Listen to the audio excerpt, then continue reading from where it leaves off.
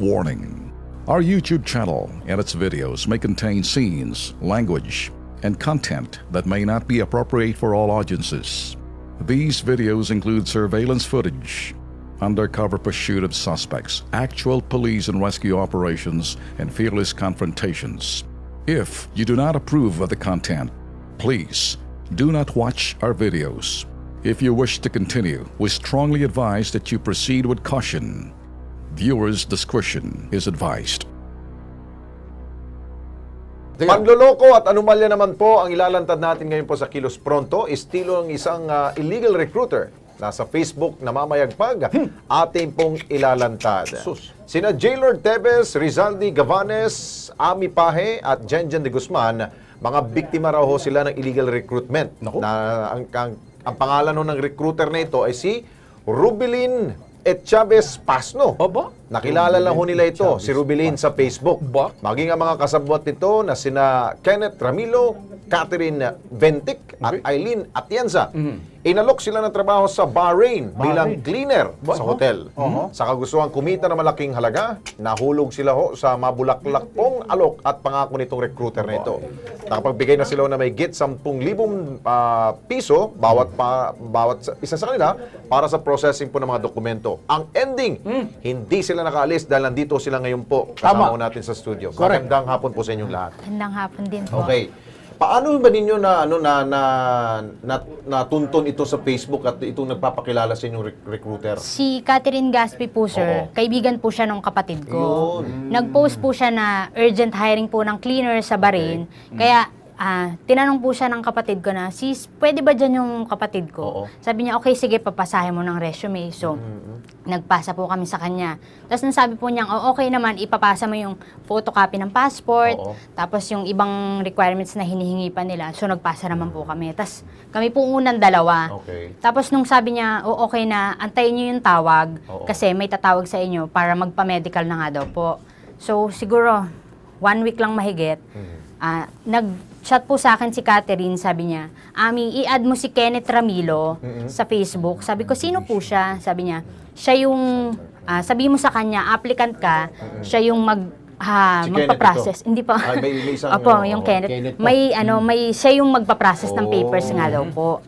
Tapos, in-add ko na po siya, tapos, tinawagan na po kami na for medical na nga daw po. So, maghanda daw po kami ng 3,750 para sa medical. Nung may pera na po kami, sinabihin po sa akin ni Ruby kung ready na daw po magpa-medical. Sabi ko, opo, ready na po, may pera na. So, nauna po ako magpa-medical. Ang sasama po sana sa akin sa medical, si Kenneth Ramilo.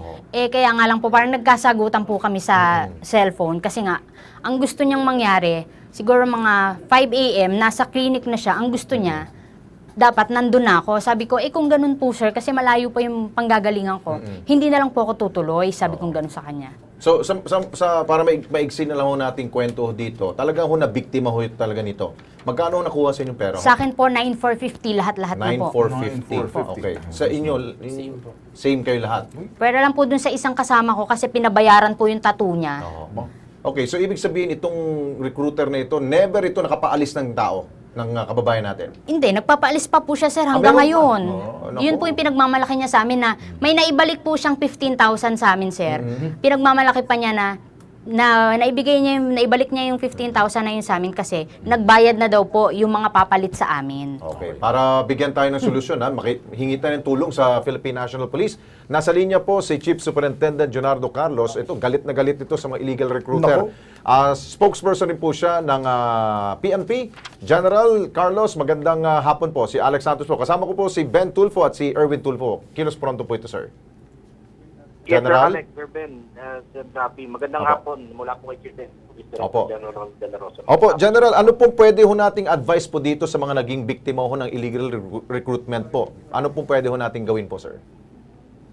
Well, ang pinakamaganda po niyan ay magsampa po sila ng kaso laban sa mga personalidad na nanloko sa kanila.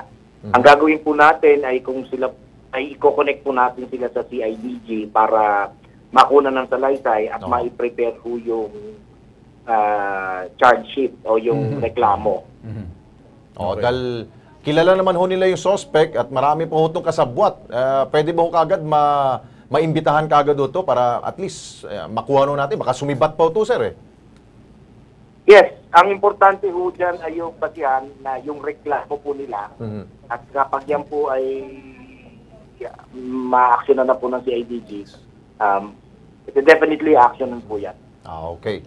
So sa CIDG po sila pupunta, sir. Sasamahan ho namin sila, sir, ha? Para at least ma-document natin. Dito po muna sa PIO and then we will PIO muna. Endorse the CIDG. Okay. Kasi kailangan mo establish ng CIDG yung violation of law. At yung kanilang complaint. Yung po yung kukunin yung salaysay po nila. Okay. With that, sir, thank you so much po sa inyong tulong. Pansamantala, kami po yung nagpapasalamat, sir. Thank you, sir. Maraming salamat po. Mabuhay po kayo. Thank you. Si General Carlos po yan ng PMT. Siguro, Lex, matutulungan namin kayo sa pamamagitan ng pagsama sa inyo. Yes. Sa Campo Crame, doon siya sinasabi, Yeah. PIO muna. PIO muna para i-endorse ni para General ma-endorse. Ha? Okay? Para mabigyan ng warrant yung putok sa buho na yan. Yun. Tingnan natin. Okay naman sa inyo yan. Laki na nawala sa inyo. po. Almost 1 million? Hindi naman po. 9,000 each po sa amin. 9,000. Okay. Mga ganun talaga. Para matigil na ho yung kanilang kalukuhan. Oh, Diba? okay.